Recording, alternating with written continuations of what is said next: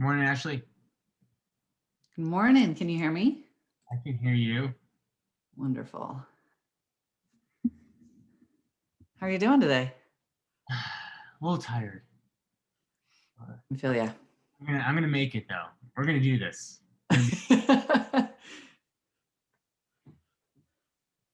How's your week been? It's been pretty good. Pretty good. I've tried to stay on top of everything. Drowning in book revisions a little bit, but how many times have you read your book over? When? How many times have you?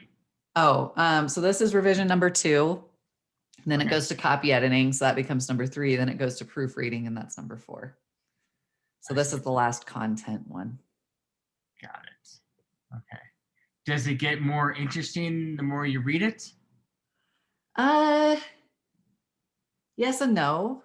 Like I'm definitely getting to the point where it's all so familiar to me that I miss things, right? So I'm going to need to read it out loud slowly to try to catch the wrong word or things like that. And this one is the one that I'm incorporating beta reader feedback, which is incredibly helpful. But some of them are big, like, hey, this concept needs to be explained better or things like that. Which is a little overwhelming to figure out how to say it in a different way, how to include things without going way into the weeds on something that's not relevant to people, all that fun stuff.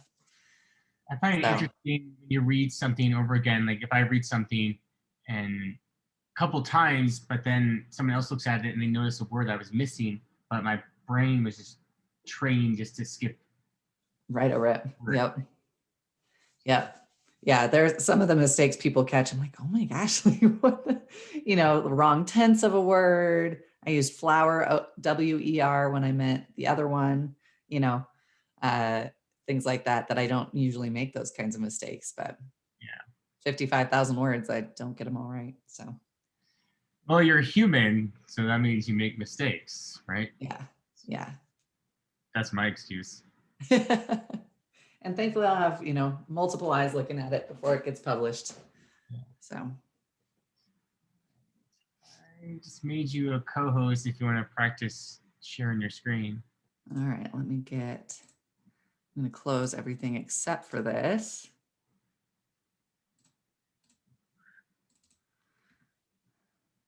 All right. Share. Present. How's it looking? Looks great.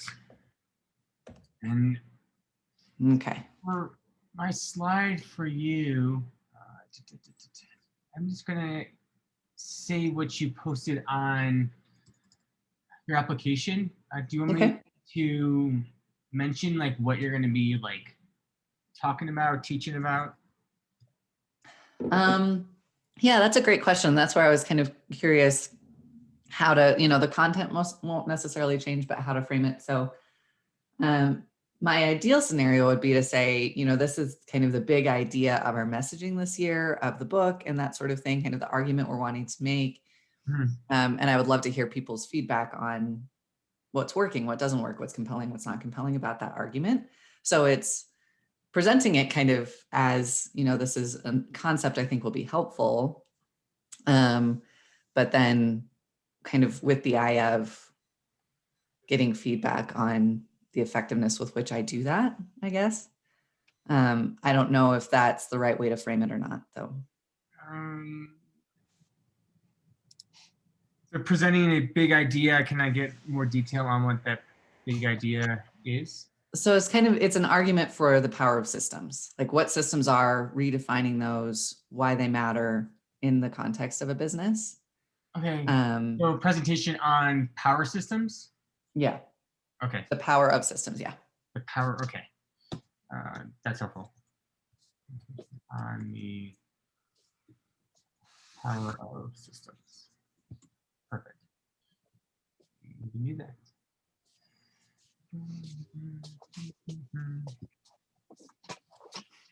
Hi, good morning. Good morning, Stephen. Morning, Stephen. How's my audio? It's great. Is it good? Okay. I can hear you, so it's working, right? I normally use a headset, but I decided to do the backdrop and it makes it look funny because it it sticks out. The question I have, I created this backdrop. Does GoodCarts and my email look backwards to you, or does it look normal to you? It's Normal. normal. Normal, okay. Is it backwards to you? Well, they have that where you can click mirror Yeah. Mhm. yourself, and so I guess it's just maybe it's more comfortable for you to see yourself how you opposite, but obviously you see me the right way, so that's good. But yeah, so the way I see it is I have my logo is backwards, like I'm on the back of an ambulance. Stephen, I made you a co-host. Do you want to practice sharing your screen? Sure, a little practice here.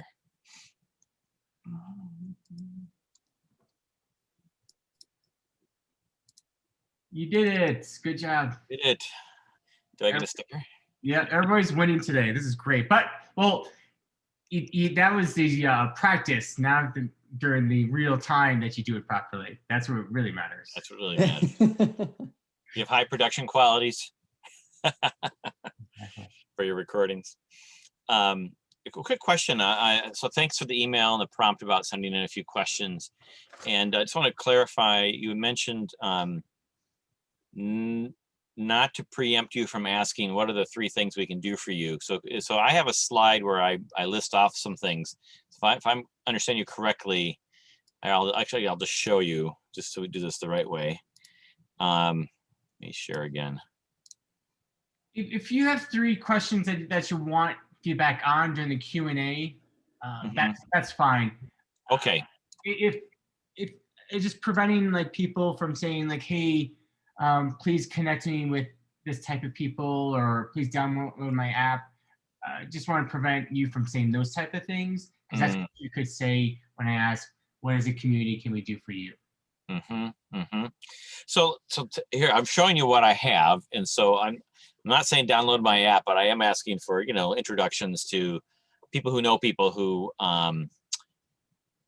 might be potential ethical, sustainable brands that would join us. The other 2 fit the broader. If the topic is helpful during the Q&A that you want feedback on, I would present it. But if you're just doing like an ask, I would wait till I ask the question, what as a community can we do for you? So, and when is that? Is that the very end of the conversation, or is that? Yes, that would be my last question. So the Q&A is done, and then I say, Stephen, I have one last question for you. What as a community can we do for you? Well, and then maybe, I mean, if it makes sense, I don't want to preempt people by just channeling them into giving me tips rather than asking me questions, I guess. So I could just end with this slide. And then when you ask me that, odds are we'll have covered a bunch of these things anyway. Okay. Does that make sense to you? Yeah. Save this then? Yeah. And it has my contact info and everything on it. It's kind of the dual purpose there. Okay. So I'll leave it here on the exciting momentum page. Okay. Did that make sense? Yeah. I'm with it. I'm with it. That's great. Awesome. Great. Where are you calling in from today, Stephen? I'm in Minneapolis. Sweet. I love how your city. Oh, yeah, the city of Minneapolis. It's all connected with like tunnels and bridges. Skyways, yeah. Yep. Fantastic. And I hear like people can leave their house in their car without a jacket and then drive to the office and not have to get outside at all and not have to wear a jacket at all. In the olden days, yeah. My brother was among those where he would, park in the ramp underground, and works for Ameriprise and headquarters there. And people who now live in the Skyway or live in buildings that are connected to the Skyway, that's increasing. On the fringes of downtown, there's a lot more residential going in. Oh, really? Okay, interesting. So there's that too. So yeah. Very cool. I've had this miracle. I've been working from home for 20 years, so I just commute internally. So it's I don't either have to put a coat on. When it gets as cold as it gets, that's useful. So this is a Denver group, but do you tend to draw people from around Colorado, or what's kind of your draw? Yeah, majority Denver, but there are some members that we've been getting that have been around the country. We have one member from New York City that shows up every week. Oh, great. So seems like doing something good. People find us entertaining, interesting. I don't know, but they come back. So we're Yeah. still here. And Nick, how long have you been emceeing this? Since the start of the pandemic, Mhm.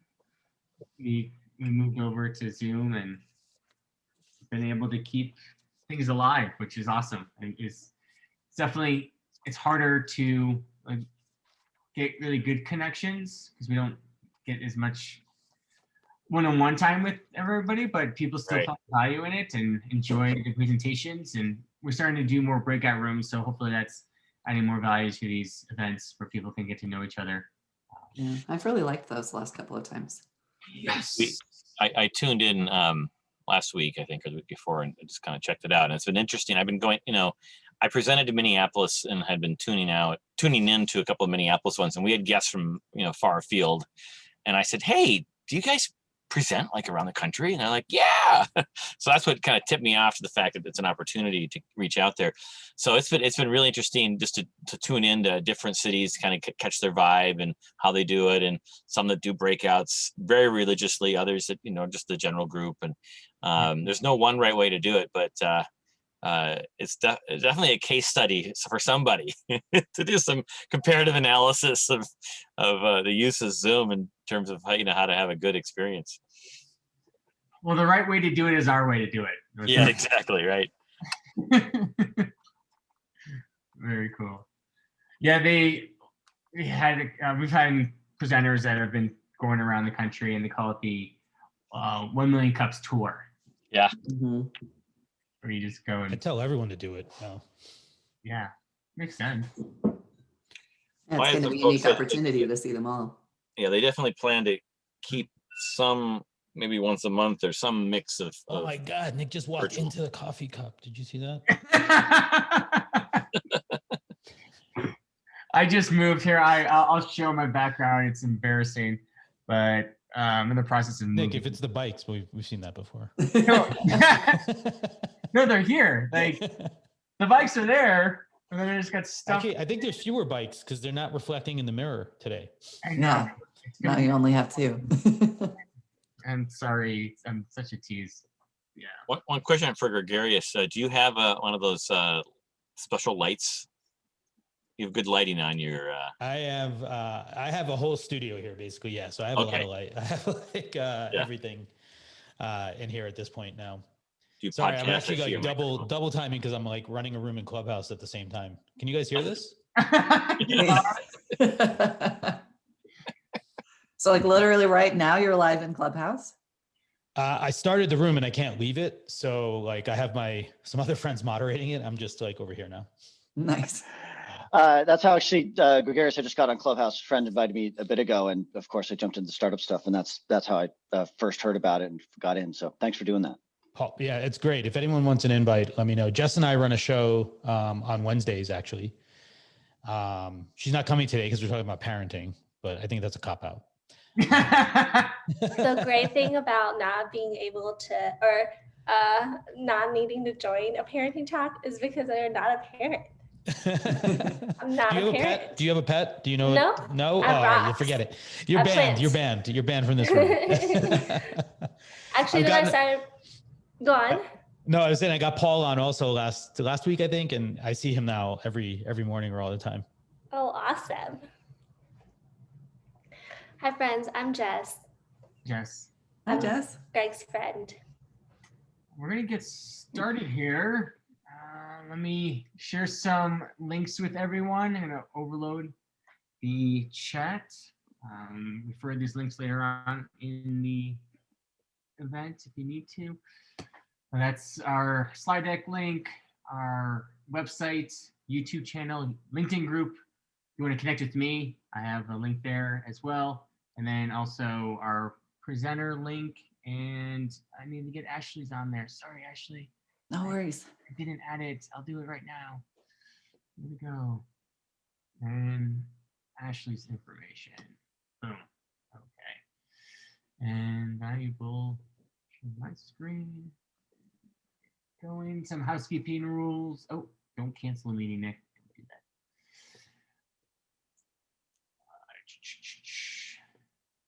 Oh, I probably presented my whole screen. That's okay. That should be fine. Please mute yourself while you're not speaking. Please use the raise hand button to ask questions. You're welcome to use the chat feature during the meeting to share links or connect with others. And I recommend changing your name in Zoom. Hit the type right in your square, top right corner. You can rename yourself. You first name, job title, first name, company. Gregorius, I think we can hear you. Thanks. And we're gonna get started. 1 Million Cups is a weekly educational program developed by the Kaufman Foundation. Over the years, we've added more cities, creates a great energy here to see what's happening across the country. What I've learned from other entrepreneurs is very, very valuable. Sitting in a room with other people that have ideas too, it helps people to me think, you know what, my idea is worth something. It's worth pursuing. It's worth going after it. Even if it looks like a challenge, I should still go out and try to do it. Hello, my Hollywood Squares. My name is Nick Campion. I'll be your MC for today.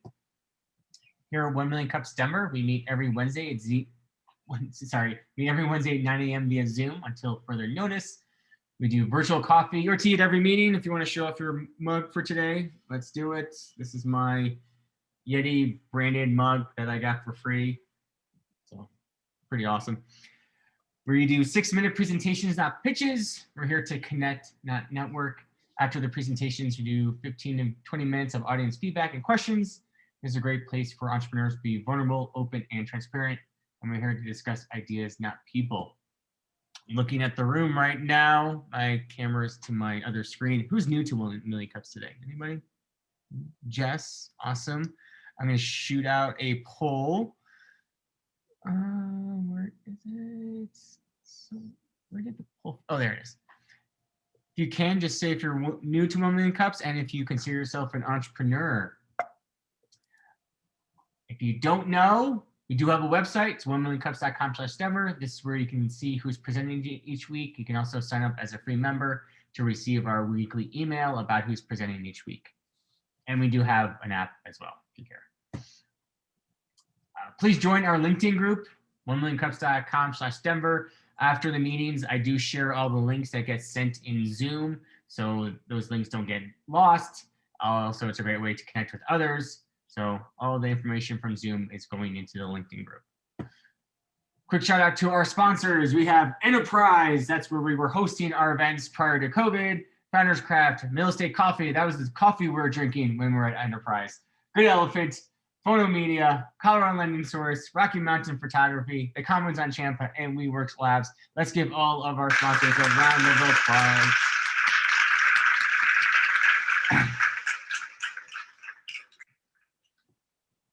Quick shout out to our org team, myself, Gregorius, Kevin, Carter, Ali. If you'd like to join the team, help us out. We can always need it. Reach out to one of us. Now we're going to do some introductions. Looking for 3 volunteers just to say hi, what you do, where you're from, anything you'd like to share, something's going on during the week. Any volunteers, or I'm going to pick on people? I'll go. Jess, perfect. I'm Jess. I'm the founder of a company called the Daily Work Journal, which is a notebook product, a physical notebook product, as it sounds, designed for the working professional. So I'm really excited. I'm going to be launching the Kickstarter for that in June, doing all the prep work leading up to that. Been joining all the CPG clubs on Clubhouse, all the kind of entrepreneurship ones. Moved to Denver last year in June, and probably going to renew my lease. So very excited to be here. Thanks, Jess. How'd you hear about 1 Million Cups? Greg. Okay, thanks, Greg. And I know you're presenting in the future. Yes, I want you guys to show. I want to show you guys my product. Okay, when is that date? Let's plug it. It's like April 7th. It's like whatever the first available one was. Okay, great. All right, who wants to be next? Maureen, you want to say hi? Sure. Hi, good morning, everyone. My name is Maureen. I am the owner of Wild Air Films. I am a documentary filmmaker, but I am here at I'm here at 1 Million Cups because I'm interested in building a startup. My startup idea is to connect people who are looking for fun things to do with performers or artists or local people, kind of democratizing the access to audiences and help building local communities. Thank you, Maureen. I usually don't introduce myself, so I'm going to do that today. Well, my name is Nick. I am a general manager for 3 software companies that are owned by a private equity firm. I just got added a new one to my portfolio. So one's called Metric Fire. We do environment monitoring. Another one's called Iron.io, which has 2 serverless tools for developers. And the last one's called Ring Capture, and it's a SMS verification product. And these are very lean companies where it's myself and a developer. And these companies have at least 100 customers on each one. And each day is very interesting and exciting and lots to do, and just trying to grow these companies and maintain them so we can sell them down the road. And I'm from Chicago and New Jersey as well. Cool. That's a little about myself. We'll keep on moving. Where's that slide deck? Share this. Wait a second. Where did my presentation? Sorry, guys. I must have closed it. Let me just reopen it. Okay. Awkward silence. Words. Here we go. So later today, we're going to do some breakout rooms and community announcements as well. If you have anything you'd like to announce, start thinking what you might want to say. Here at 1 Million Cups Denver, we're open to a variety of different presentation types. If you have an idea that you thought of and you think it's a great startup and want to get some feedback on it, apply to present. If you have a product, you have customers, you want to get some feedback on your current business, apply to present. If you're an investor, if you are looking to raise money and have an investor presentation and want to get some feedback on that presentation, please apply to present. If you're a business expert in finance, marketing, something in the startup space, we love to have your presentation to educate us. So that's another type of presentation, as well as organizations related to the startup space and also past presenters as well. And now we're going to move on to our first presenter, which is GoodCarts. GoodCarts is an innovative network of sustainable and impact online stores. We help shop for good brands gain new customers online for free. With 50+ impact brands and growing, we're on our way to helping millions someday shop their values. Let's give a big round of applause to Stephen and GoodCarts.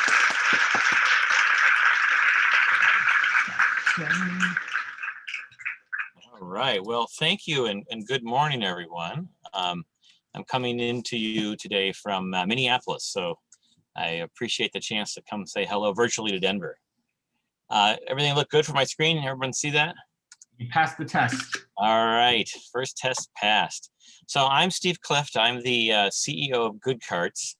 GoodCarts is actually sort of a startup being incubated within a software development company called WareCorp. I ran a nonprofit actually for 20 years, 25 years called eDemocracy, world's first election information website.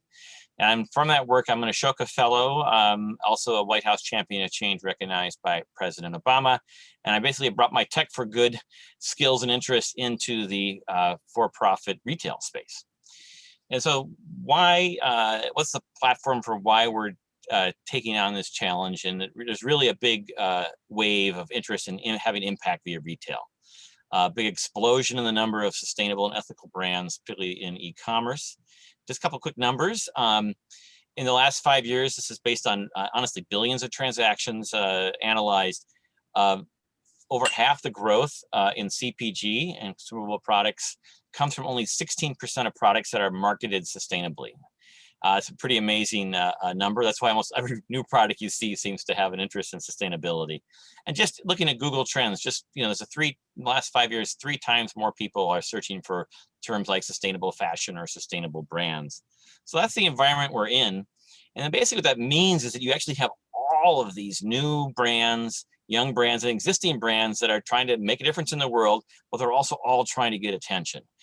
Here I have Bella in the top left corner there, new vegan baking mix brand. It's less than a year and a half old, looking to break out. Marcy on the top right corner, she's the founder of Yes And, but she also actually has a fair trade brand line on QVC, has been in the space for 20 plus years. She's positioned as sort of the Martha Stewart fair trade.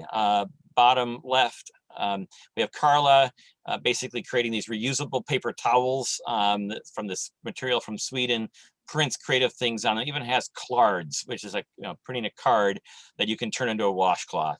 And then Dean's Beans on the top, bottom right there. This founder, it's a long, well-established fair trade coffee brand, one of our biggest members currently, helping drive traffic. And so we now have 75 members in our network, and they're all trying to reach new customers. So one of the problems, obviously, is that problem of impact brand discovery. Also, what's happening in the space is the increasing just month by month cost to reach new customers through digital advertising, whether it be with Facebooks and the like, or with the issues related to retargeting, which are going to be changing how it's harder and harder to actually track down your past customers. And there's also marketplaces. Obviously, Amazon would love to have their 20%, but so do a lot of the other small, even ethical marketplaces. They're sort of a middle person between you and your customer.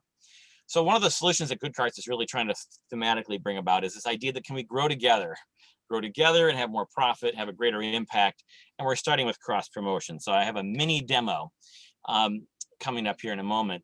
The key concept is that if you want to explain this to somebody, like, what was that GoodCarts about? This is what works for me. I say it's a smart digital version of coupons on the back of the receipt. So basically, we're creating an e-commerce experience similar to getting coupons when you check out at your grocery store. So we do have a longer demo. Feel free to take that on. It's about 5 minutes that you can view in video. You bought a shirt at any store, and then your order is being processed, and this is where the GoodCarts experience starts. The receipt comes up, and our technology inserts this little thank you banner. It basically gets stuck right here in the middle of the store in the receipt. And we have an extremely high click-through rate. Basically, conscious consumers with their credit cards still out, in a buying mood, clicking on the click here to choose button. I'd be glad to share that with you privately, but it's one of the things that we do mention, but we don't publish. So you click on that button, and this is the GoodCarts experience. So basically, there's a mix of coupons from our member stores. They're all pointing traffic to each other. You won't find the coupon for the store you just left. The customer comes in, picks the coupon, they put in their email address to claim it. They also get an email, and they're taken right to the store, and they can use that discount. So we're helping them discover new brands, a brand discovery moment, with a little kick in the patootie to get them to, with a discount, to get them to try that new brand, to actually convert.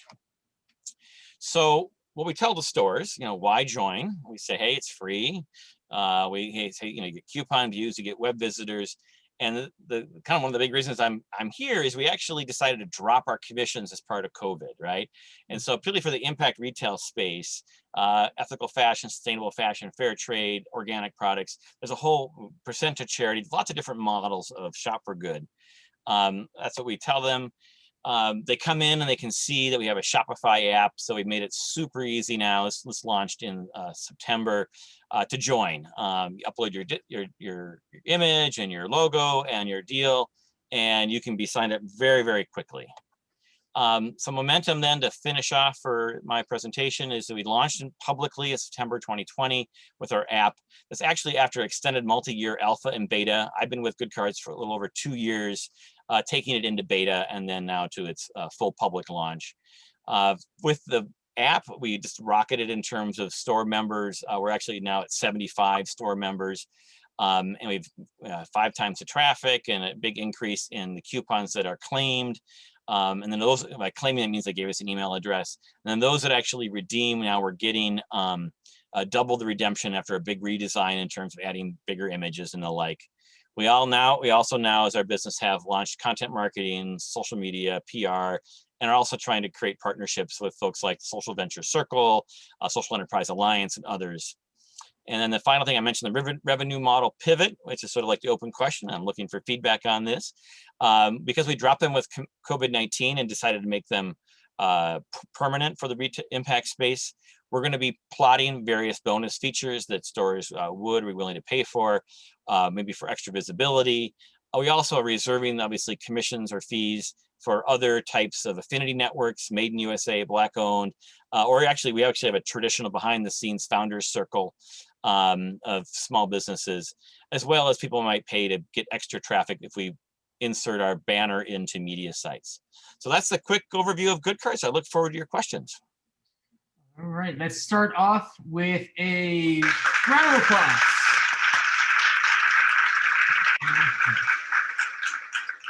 And what we're going to do, we're going to break out into a breakout room. And the idea is I want to have these rooms come up with 2 either statements of feedback or 2 statements of questions that you guys can develop and then come back and we can use that part of our discussion. So I have the breakout rooms set up. So you're going to go into your rooms, talk about GoodCarts, and we'll come back and do our Q&A. So I'll give you about 10 minutes or so.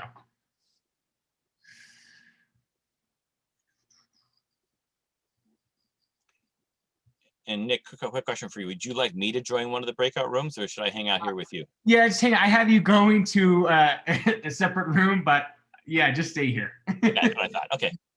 Yeah, it wouldn't make sense for you to be in a Don't want to preempt all of the creative thinking, yes. or filling the conversation with too much information that's not shared at all. Yeah. Jess, are you good? She's still there, or is she frozen? Oh, I think she's frozen. Maybe she's stepped away. Here, I'm gonna move Ashley to a different room. Then let's move her here. So you mentioned in your presentation you're part of this one. It starts with an A. What was that? Ash. I said where? Oh, I mean Where Corp? You mean? No, you said you were part of. You were the CEO. Oh, Ashoka. Yeah. So basically, eDemocracy was the nonprofit, and then Ashoka is a network of social entrepreneurs around the world. That it's a pretty big recognition. Becoming an Ashoka Fellow. So mostly nonprofit people are Ashoka Fellows. Okay, nonprofit entrepreneurs. Yep. So basically, it's ashoka.org. It's an amazing network, and they've been around for 30 years, but they've done U.S. fellows for about 15 years, I believe. I was one of the second or third classes. I was their first digital guy, put it that way, in like 2000 or so, 2000 something, 5 maybe. And and they basically looking for people who have models that can be shared with other places. And where the entrepreneur actually has an expansion interest, where they want to take their model either to expand it across multiple cities or multiple countries, or they want to do a lot of education and coaching to help others adapt their model elsewhere. Awesome. Yeah, I've never heard of that before. Seems pretty interesting. Yeah, no, and they also have a Ashoka, what do they call it? They have like a program for like entrepreneurs from business who want to advise or be coaches or help Ashoka Fellows as well. The guy who started it was a former McKinsey guy, and has a lot of interesting major corporate connections around the world, and so it's pretty nifty network. That's awesome. And do you attend? They have like weekly meetings, monthly meetings. So Ashoka, so basically when I became a fellow, so the first 10 years of my nonprofit, I'd worked in government and created the website for the state of Minnesota, and I created this nonprofit on the side. Oh, wow. Government by day, citizen by night. But when I got the fellowship, I got basically paid for 3 years to actually work for my nonprofit. So actually, I used to, for like a decade, I did speaking and consulting about democracy and the internet all over the world, and then I volunteered basically in Minnesota with my eDemocracy project. And then I began working for the nonprofit. So, I mean, in those days, we'd meet, we have our induction ceremony, and then we had events here and there. They are doing some webinar connections here. We did a thing with US and Canadian fellows. But basically, like any network, you get in what you put, you get in what you put into it, if you will, or get out what you put into it, right? Yes. So they don't have It's like, all in. yeah, if you don't show up, you're not gonna be getting much out of it, and there aren't as many opportunities for, say, regular meetings as there were when I first joined, first was inducted, if you will. Okay. Partly because obviously I moved on now with my business work, right? I'm doing something different, but I'm a fellow forever, and so I continue to tune in. But definitely, I'm interested in models that generate revenue as part of their model, whether they're for profit or nonprofit. Obviously, a lot of these do in Ashoka. Yeah. Is your website that you developed on is for Minnesota? Yeah, e-democracy. Yeah, it's still there. It's e-democracy.org. Okay. We have we basically we use real names a decade before Facebook, so we're basically like a Facebook group kind of model applied to city and neighborhoods.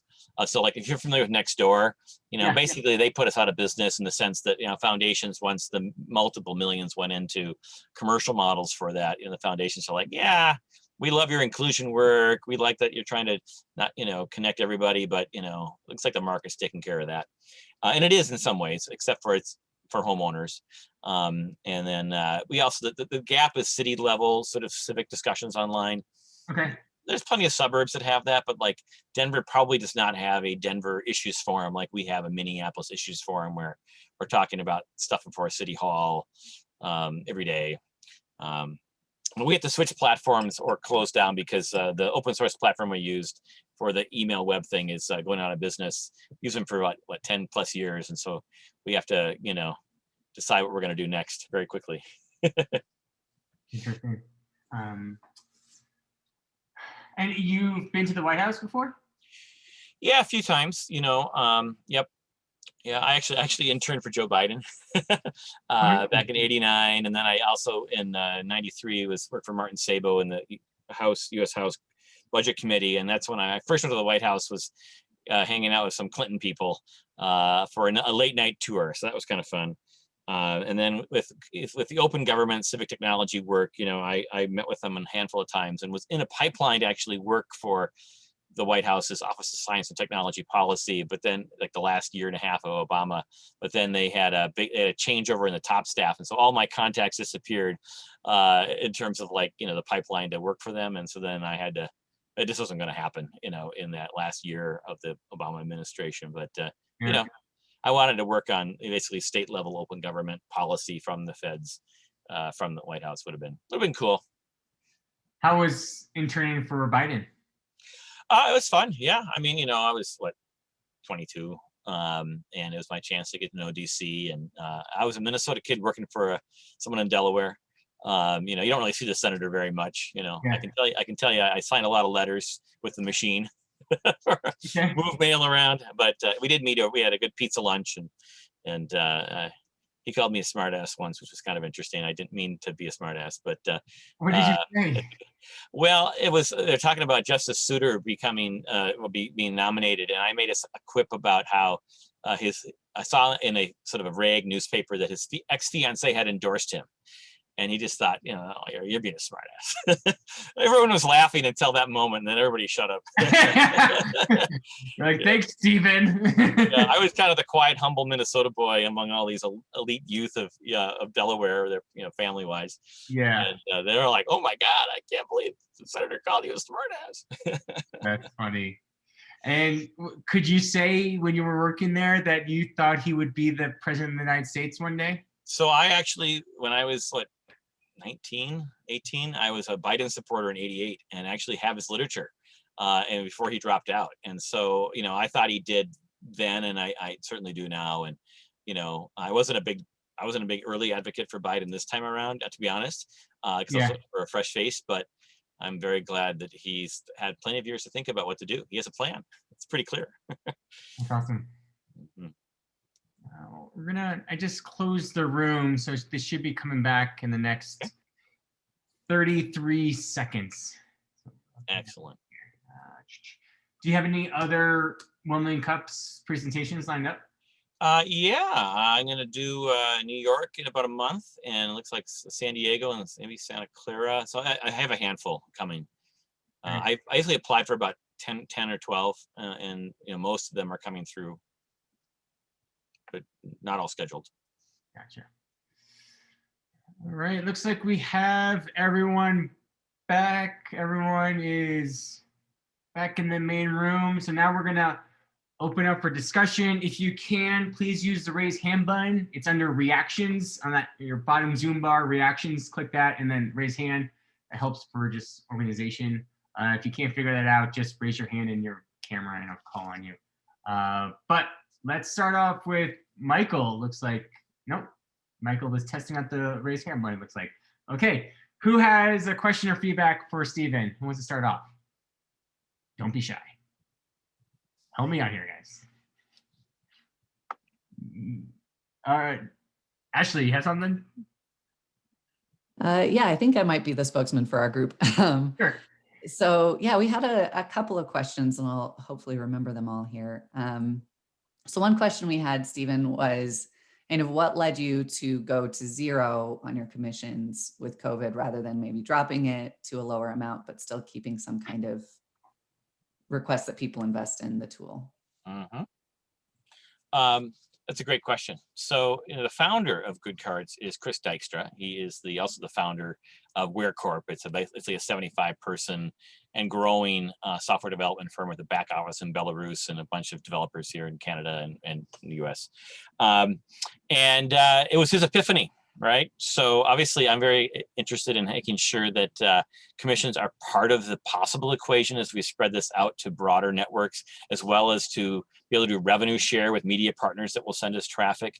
So it's not that it's precluded, but here's the key is that with the purpose-driven space, a couple things have been really interesting is that the quality of those stores are much higher than the ones that just sign up looking for free traffic on the Shopify store.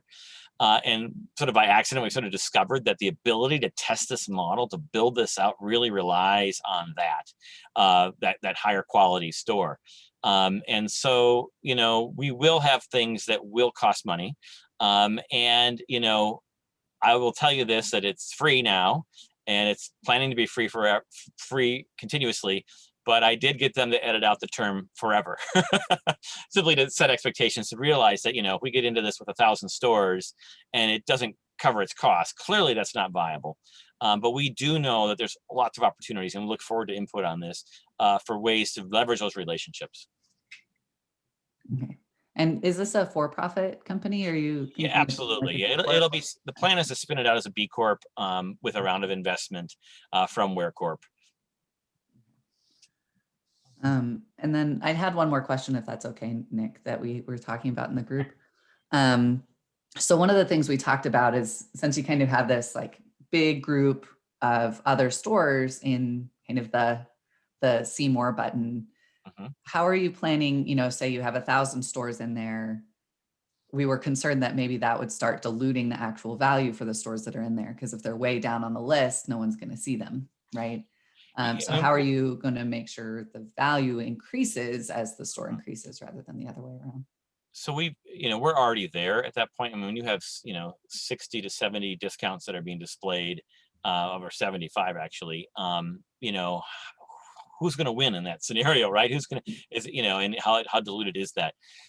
So the key thing that we're working on is actually some coupon matching technology.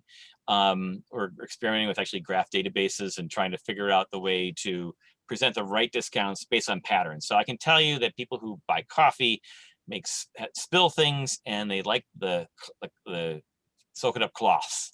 The soak it up cloths is a big winner right now. Also, they like vegan chocolate chip cookies, right? So there's patterns there where the key is if we actually do too good of a job of always showing just the best coupon. Our concern though then too is that we'll end up having a power of incumbency. So there always needs to be a mix in terms of what's presented. And then the other part of that is we're gathering up product categories in terms of like what stores typically sell and want to build that analysis in. And so we could add filters. We also filter by gender and other types of things where the customer could say, just show me stuff that's fair trade, or show me stuff that's, for women, or show me stuff that's for babies or toddlers, just to give people a way to quickly get through what the options are. Awesome. Okay. Thanks so much, Stephen. And the only other kind of piece of feedback that we had is someone in the group mentioned kind of building that trust, right? And having things look in such a way that it's like, oh yeah, I know that this is a legitimate company and things like that. And I know that's kind of more of those branding questions that'll become easier as you have more people. But that was kind of a thought that we had too, is that at least for some of us who are not so much early adopter type of people, we might be like, oh, I don't know if I trust this. Like this might look a little iffy to me. Well, that's right. I mean, there's obviously the customer side in terms of collections, redemptions, but right now, here and now with the stores. So if you're an e-commerce store, you're being being pitched snake oil 10 times a day. Right. And some things are good, some things are snake oil. You know, there's things all in between in terms of people who have a service they'd like you to join. And so it's very difficult for us to break through that noise. That's why we shifted from outbound, sort of cold email and the like, to the content marketing, having the better design, having, stories. And we are launching a campaign when we hit 100 stores called 100 Stores, 100 Stories, because ultimately it's about the social proof of those stores that have joined and sort of the quality of what they are all about. Those founders saying, I'm going to take a risk and go with you, and making it easier for the next, 900 stores so we can get to 1,000 that say, okay, I'm going to try this out. It isn't dodgy. It isn't a bait and switch. And also, it isn't too good to be true. What's this free business, right? So I think about that, about, how do we make sure that people realize that because they send us traffic, they're actually owed something in some ways. It isn't just too good to be true. Awesome. Well, thanks, Stephen. Thank you. Really enjoyed your presentation. Great. Thank you, Ashley. Great feedback and questions. Who has some more for Stephen? It's gotta be Maureen. Yeah. So one thing that we were talking about is, when you get to this page with these ads, what sort of differentiates that from, and makes people feel excited about going and supporting an impact brand? Yeah. So, two ways to look at this. One is sort of that affinity that people have and how we've filter who can be part of our good circle, if you will. So there is, a predilection for these to be more conscious consumer types because of they're in that sphere, right? So these brands resonate with them. But the reality is that most people, if we just put up a form and said who's missing, everyone would write Patagonia, right? Or some name brand, big, sustainable, well-known brand. It's unlikely that they would put these new brands because they don't know about them, right? And so that level of trust, sort of that willing to take that risk to try them, that's where we kind of had that little incentive piece. We do tell stores, when they do their coupon, if you click on the coupon, it actually takes you to an interim page that has more information about the store, where they can tell you more about their impact or more about the deal if there are terms and conditions. So I think that's really vital. We do have ideas like, hey, store, send us a link to the best, short YouTube video that we could maybe embed at that stage. The reality is if you've given people too much information, they're not going to choose anything. But definitely, that impact piece is important. But as we work with other affinity brands, like the Founders Circle, everyone there is probably just looking for a good deal, right? And they really don't care about the mission of the store. It's just, does it have what I want? So there may be other types of things we could integrate into the coupon decision process that doesn't overwhelm people, that helps them say, I'll give this one a try. Awesome. Anything else, Maureen? Yeah, so another thing was about potential competition between the original retailer and the promoted retailer at the end, and how would you address that? Absolutely. So one of the features I didn't mention, so when a store creates their coupon, there's also an option to use a thing called the block list.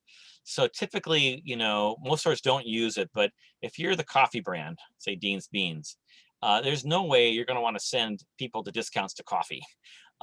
Maybe tea's okay, but definitely not coffee. And so they have the ability to go through and say, I just don't want to share traffic with these stores specifically. In the long run, when we scale to 1,000, the vision is you could say, I just don't want to send it to anybody who's coffee, and allow blocking based on category.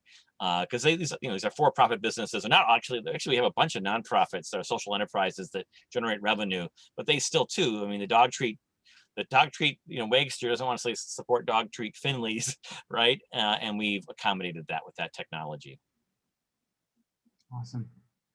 But it's a great question because we get that from stores a lot. Like, well, what about? Interesting. Anyone else have feedback or questions for Stephen? Going once? No. I have a couple. What you mentioned your click-through rate. What is it? So I'll tell. I actually don't have that be recorded because it's kind of proprietary. But it's Okay. like, No let's worries. put it this way. And when anyone guesses, it's like 3 or 4 times higher than that. Interesting. Yeah. That's awesome. And what are your current costs? Since you're now making doing commissions, I assume your costs are pretty low, or do you guys? Yeah, I mean, obviously there's my cost, so I started when I came onto this, I was looking for the next big thing. I mentioned I worked ran a nonprofit for 20 years. It was very entrepreneurial, but I'm like, hey, this idea really works. I saw the demo. I'm like, of an earlier version, and I just, worked for equity and then a little bit of pay, and they've actually shifted me now to be an employee. And so I'm, fully on board. That changes the math a little bit, obviously, in the long run for me, which is fine. I totally accept that. But Chris Dykstra, the founder, is in this for the long run. He's been involved in so many entrepreneurial circles, and people always talk about doing deals or working together and collaborating, and they never do. It's kind of his critique. They often don't, right? Yeah. And so he really built this technology out to allow people to do deals. The coupon matching technology is also like helping us pilot stuff that we could sell if you want to get into graph technology that WearCorp will do more broadly for other healthcare, other types of clients. Also, we expect that, as we grow with our stores, if they need custom software solutions, we have a pipeline to provide that. And then obviously, because we're part of a software development company, at times I get access to technology between projects, if you will. Other times they put dedicated teams on it for sprints. So that does keep our costs down. Cool. Well, I got one last question for you, Stephen. What as a community can we do for you? And I have one last slide for you. Like we set this up. Let's see if I get it to turn here. There we go. Oops. All right. So I always said the biggest thing that could really help us to get to 100 stores is if you know anybody who's basically a founder or a lead marketer of one of these purpose-driven brands. For example, the Women's Bean Project, which is based in Colorado. They're one of our members. If you know folks like that, please introduce us. Either send them a note or send us their contact information. We'd love any introductions. They're very powerful. We already talked about revenue, so thank you for the question about that. But obviously, we're looking to tap people's intelligence around what are different things. And one of the big things in the Shopify space are partnership programs, where basically if we lead our store members to use other tools, we get a cut from that. And Shopify set the standard for basically an ongoing commission if you get someone to use Shopify in your digital agency. So there are a number of digital e-commerce service companies that are going with that model. We want to also share that model as well. But right now there's, we talk every day now. Actually, every week I'm talking to somebody that has some service they're trying to get to our customers. And the final thing is networking. So we're planning to become a B Corp. Obviously, we're looking for people who have gone through that experience that we could chat with, or experts in that space. And then finally, Social Venture Circle has a lot of impact investors. We're actually interested in maybe there's opportunities for us to help introduce impact investors to our emerging brands in our network, the ones that are really ascendant, and we have a lot of numbers, right? So it's one of these sort of it's an inverse sort of way that we might be able to help out our stores actually grow. But as well as obviously we're trying to get on the radar of impact-oriented investors as we spin this thing out. Awesome. Well, I do have one last thing. I have this link at the bottom here. I do a daily newsletter on impact through retail and e-commerce, and feel free to join. Send that in the chat. That would be helpful. I'll do that. I'll put all my info in the chat. Cool. Awesome. Let's give Stephen one more big round of applause. Thanks a lot. Right. I'm going to take over the screen. Power move. We're going to move on to our next presentation, which is going to be a Squared Online. We are a small online consulting business providing support in process design and team building for lifestyle-driven entrepreneurs who are struggling to transition from solo operator to CEO. We have a presentation on the power of systems. Let's give a big round of applause to Ashley. Oh, there we go. Share screen. All right. Hi, everyone. Let me share my screen here.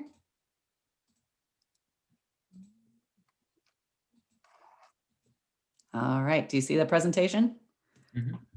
Good deal. All right. So my presentation is going to be a little bit different. It kind of falls into that business expert category. But I wanted to share a little bit about the big idea of my company more broadly, but also my upcoming book.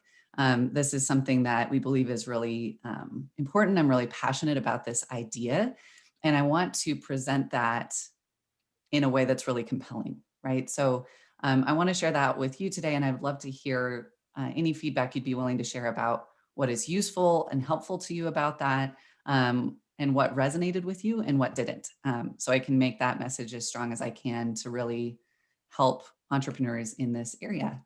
So quick background on me for those of you who don't know me already. My name's Ashley Berghoff. I'm the founder of A² Online. I started my company back in 2017. We help entrepreneurs design freedom into their businesses using systems and team building, effective delegation.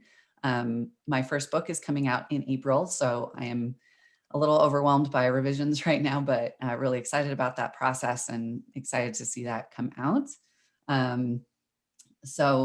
That's kind of who I am and the background that led me to kind of this place. So what I wanted to talk a little bit about today was kind of the story that we often absorb as entrepreneurs and the story that I think is more helpful instead. So how many of you have heard a story something like this before? Like, hey, I started my business in my garage 5 years ago and everything was really, really difficult. And we were living on ramen noodles and we made every mistake in the book and everything was really hard. And then one day in the shower, it hit me like, this was the thing. I found the thing I needed to do. I found the solution to the problem. And 18 months later, we hit 7 figures and now we're changing the world, right? If we turn that story into a graph, it would look something like this, right? You have your eureka moment. All of a sudden, everything's awesome. The story changes for you, right?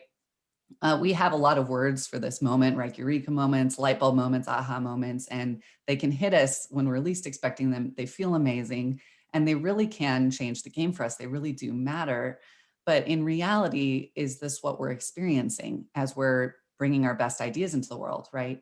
I don't know about you, but that just hasn't been my experience of entrepreneurship at all. For the people I've worked with and studied, it hasn't been their experience.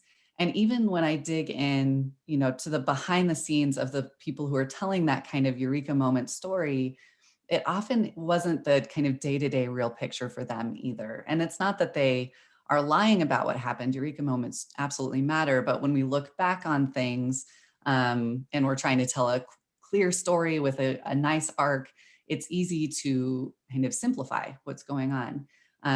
For most people that I've run into and in my own experience, real life looks a lot more like this, right? This kind of moment where you have these quick wins from a new idea, all this energy, and then you run into the dip of actual doing, right?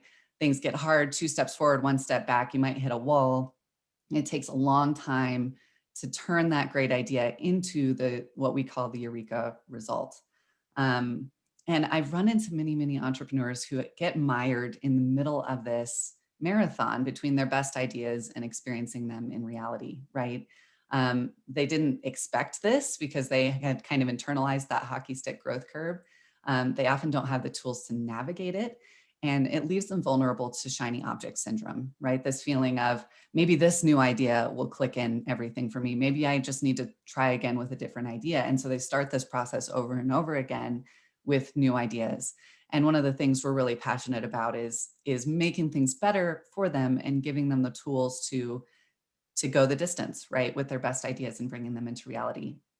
So in thinking about what gets us through this experience, right, one of the things I thought about a lot is grit and determination, right? Is it just that we need to tough it out and be disciplined and stay the course and make it all the way? And I believe grit and determination really, really matter. But is that the only thing? In running into and talking to so many entrepreneurs, both those who have really, achieved what they set out to achieve and those who are really struggling, both of them have that determination, right? I I don't think ever met an entrepreneur who wasn't determined, who wasn't passionate, who wasn't willing to work hard and struggle and fight for what they were trying to do. So I didn't see grit alone as kind of the thing that was helping people do this. And so this is what I believe. If I kind of look for the common denominator under the stories of entrepreneurs who made it to their Eureka result, one of the key tools that helped them achieve that goal was systems. Their right strategies, their useful frameworks, their helpful habits, the things that got them there was a system. And the way I define systems is a little bit different than kind of what we tend to think of. I don't think of systems as just a checklist or an SOP or a defined process or an automation, even though those are systems. Really, systems are just how we do things, right? They're how we organize our thoughts and our resources and our actions to make something happen. They're what gives shape to our thoughts and to our lives. I believe they're far more powerful than we tend to give them credit for. We're all using systems constantly in our lives, everything from brushing our teeth in the morning to sending an email to planning our day to onboarding a new client. Those are all systems. Strategic thinking, right? All of them have structure, all of them have a system underneath them. And so the question isn't, are we using systems? Do systems matter? But just how well are we using the systems that exist in our business? How effective are we at wielding that as a tool? And I really believe that systems are what turn our ideas into reality. And without them, we will always struggle to make our best ideas happen. And I know that this isn't an answer that entrepreneurs tend to want to hear. Systems don't tend to be something we're excited about. Don't feel like it's the pot at the end of the rainbow, the thing that's going to make everything great. And we've also, I think all of us had bad experiences with systems, right? If we're leaving behind a corporate setting where we experienced a lot of bureaucracy, a lot of resistance to change, a lot of, we've always done it this way, arguments to not innovate, it can be easy to think of systems as a problem or as a liability. But I believe that seeing that done wrong is actually in some way a testament to the power of systems, right? That bad systems really decide what happens in businesses. And on the flip side, good systems do the same, right? When systems are ineffective and resist change, they can make progress very difficult. But when systems are effective, they make progress as close to inevitable as it's humanly possible to be, right? I believe that systems are beautiful. I believe they can enable and be a channel for creative expression rather than a limitation on that. And that every entrepreneur, even those who might see themselves as not systems oriented or not comfortable with systems, can learn how to use them as an outlet for bringing their best ideas into the world. So yeah, that's kind of my big idea. The thing that I really want to share is just that systems are powerful, that they matter, that they can be incredibly beautiful, especially if we think about in nature, honeycomb or a snowflake, structure in nature is often incredibly stunning, and that can be the same in a business as well. So that's all I had for you today. I really appreciate you taking the time to listen. Let's start off with a round of applause.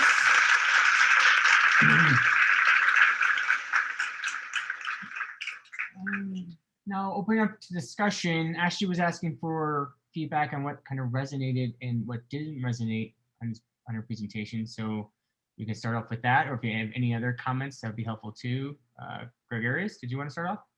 I had a quick question. I guess you showed the sort of eureka moment, and then you showed the eureka result like really far away from there, right? And so I was just curious about the extent, or how do you help people manage or deal with false positives, right? So theoretically, any of those peaks could feel like I made it, right? Yeah, and there's like this idea of like local maximums, right? Like, so have I reached some sort of like, plateau that is like inescapable, right? Or something like that. So I'm just curious, like, where does that fit into sort of like the system itself, or, like, is there a metric or a tool that helps you, understand that? That's a really great one. And I think it's tough in life too, because in real life, it becomes much more dynamic than just the straight even with a single idea, right, there's this kind of iterative problem solving process over the course of time. Often that idea changes and transforms into something else. There are pivots.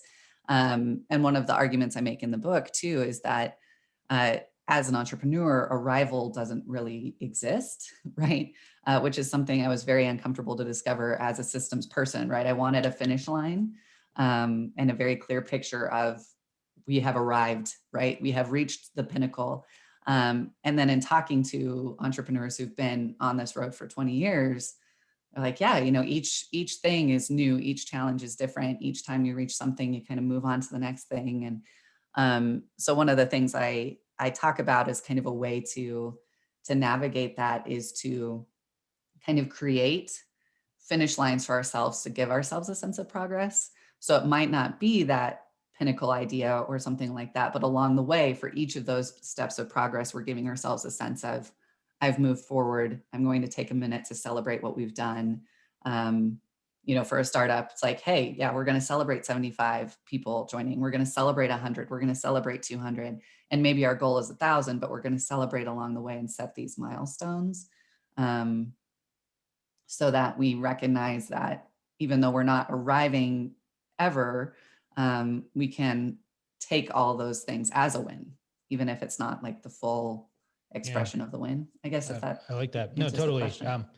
When I work with other entrepreneurs, I usually tell them, I have a acronym I use, a while loop, and it stands for work, habit, inspiration, limitations, and experience. And so those are like the factors of motivation, I think, ultimately, right? So if you don't understand the work, for example, then you can fail because you thought it was going to be easy. And so suddenly it sucks, right? Or the habit, you don't give it enough time to form the habit, right? The inspiration is like having like sort of an external mentor or guide that gives you like the energy to pursue it. The limitations are also knowing what you can't do. And then the experience is sort of making it fun, right? And enjoyable. But the second part, the loop is about refactoring legitimate outcomes from ongoing progress, right? And so I think like that's like all those little peaks you showed is like where I think about the loop, right? Like, like if you're a runner or an athlete or something like that, you still know you're up, even though you may be down today, right? Like, or from week to week. So I think that it's a good analogy. But thanks for sharing that, though. Yeah, thank you so much, Gregarious. I appreciate that. That's a really great acronym. I like that. Brad. No, I said last week I didn't want to go after Greg. Well, but now you can contradict me like last week also. All right, remind me of your first 3 points, and then I'll figure out how to go against it. Ashley, love it, and it's something that this is what we do in non-book form every day. So I think the Venn diagrams between your heart and mission and Hannah's and mine are incredibly tight.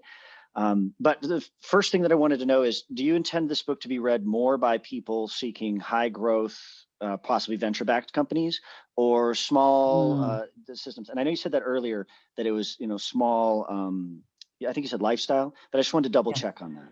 Yeah. So that's a great question. And one of my beta readers is from the startup space and asked me that same question. Because in my introduction, I kind of explain, I've been in the space of kind of the online service provider, lifestyle business, freelancer and ex-freelancer space. And so that's what I know. And those are the people that I spoke with as part of this process.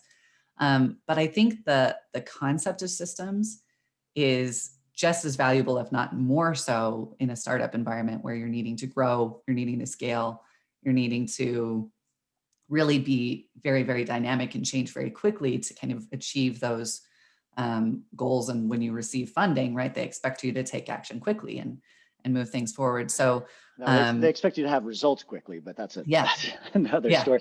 And exactly. I'm a process person too. And I refer to it as an MAB, not an MBA. I have a master's in administering businesses. So you said you're jargon proof. Here's some jargon to prove your, and I think that comes very clear through your presentation. And when you present at places like this, my hunch is 90% of how to start, grow, and what to do in a business is written by venture-backed businesses or systems that are following those things. You are going after the other 90%, and I just want to say thank you. Because I believe that there's a lot of great things that came out of Silicon Valley and how to scale and how to do these things. but 10% of companies shouldn't be dominating 90% of content. But when you're getting content, when you're putting this book out, and when you're starting to market, really, really work hard to try and stay, because that is an incredible red ocean of advice and content, and whose blog do you read, and where'd you get your money from, and are you on Clubhouse or not? You're going another direction. You're going to a blue ocean. Most of these people have never heard of anything like this. And I know because I meet them every week too. A lot of them are going to reject it because they think you're trying to sell something, and you're not trying to sell a fee, you're trying to sell the result. And then the third group are going to try and emulate. I talked to a guy just yesterday, literally the person who should read your book, a friend of mine from law school. And he said, I read 0 to 1, and I read the thing about Bezos, and I read Steve Jobs. I think I'm ready to do a startup. What's your startup? I'm going to make legal forms more accessible to people who speak Spanish. He needs to read your book. Sounds like a winner. He's a really, really good, nice guy, and I will help him. Anyway, okay, enough of Brad ranting. By the way, can I just say, I think that's great. That's actually really true. I thought that, I think actually, I don't think you point that out enough, right? Because that's a much cleaner, greener field to be in, right? Like it's kind of like all startups want to raise money, but only 8% of startups raise money. Right. So, it's a similar dichotomy.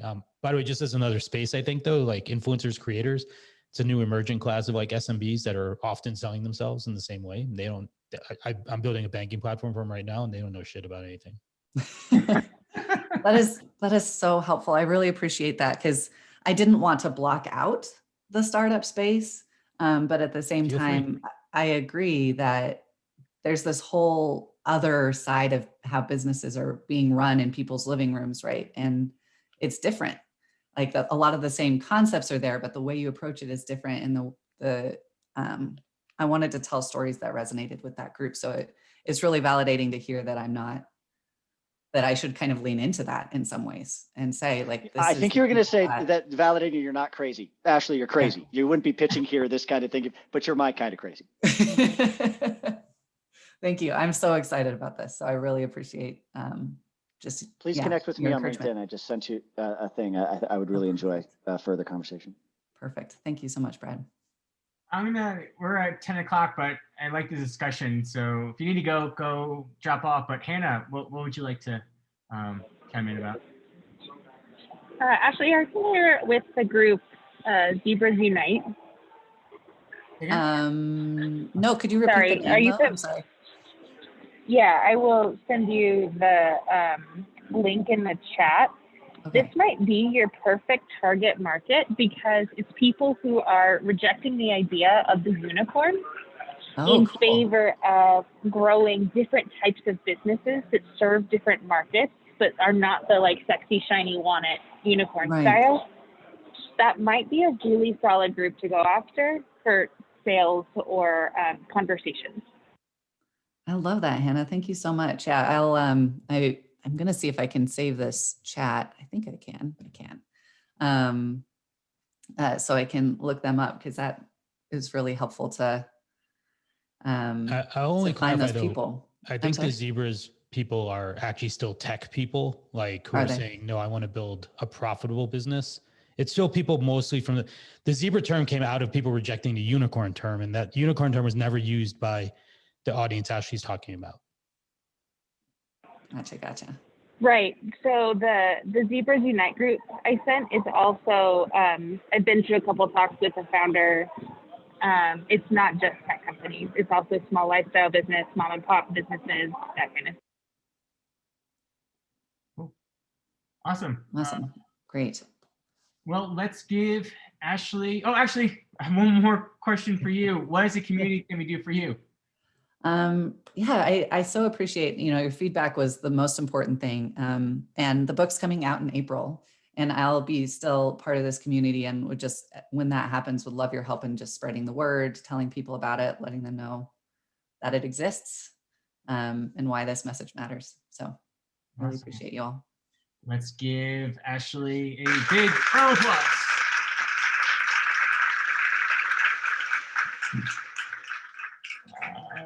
We're out of time for community announcements.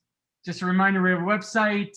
Please invite your friends, coworkers, Also, if you have a business idea or you know someone that wants to present their business, go to our website and fill out an application. Quick reminder, you guys are all awesome, so keep on being awesome. I really appreciate you guys coming here each week and supporting 1 Million Cups. I do post these meetings on YouTube if you need to go back and review any questions or feedback. I also will be posting all the links for today into our LinkedIn group. I have a pun for you guys for today. Get excited. How did Harry Potter get down the hill? He walked. J.K. Rowling. Oh, boo. Oh, boo. Boo. You're welcome for that. I will, if you guys want to do a breakout room, I will create one and you guys can connect, get to know each other a little bit more. If you need to go, go ahead. But if you want to stick around, I'll do a breakout room icebreaker. If you need one, is if you could learn one new personal skill, what would it be? Is the breakout room icebreaker question. So I will set up those rooms, but if you need to go, go ahead. If not, I will create them for you guys. All right, let's do 2 rooms. Okay, and here we go.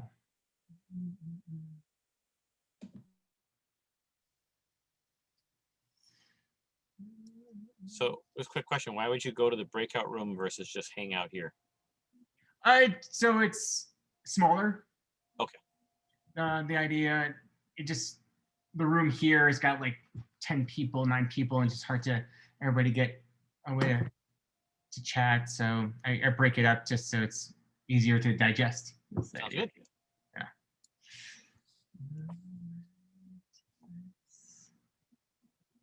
Let's see here. You should have an invite to room 1. Do you see that, Steven? Yeah, I saw it. Yep. Oh, okay. So I should click on that. Yeah. Ah, okay. Okay, got it. I will do that.